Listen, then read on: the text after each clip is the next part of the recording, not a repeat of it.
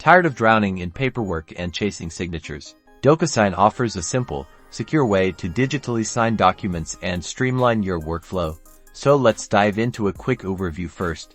You'll need a DocuSign account, which you can create on their website. Once logged in, you'll land on the DocuSign Dashboard here.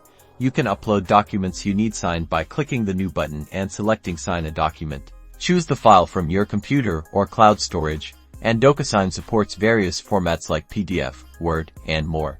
Now, it's time to add recipients. Enter their names and email addresses next. DocuSign lets you drag and drop signature, initial, date, and text fields onto your document. Simply click and drag these fields from the left-hand panel to the desired location on the document. For signers, they'll receive an email notification with a link to securely access and sign the document. Once all parties have signed, everyone automatically receives a finalized, legally binding copy. DocuSign also offers features like tracking document status, setting signing orders, and integration with other business applications. So ditch the paper cuts and embrace the convenience of electronic signatures with DocuSign. Explore the DocuSign website for more in-depth tutorials and start your free trial today.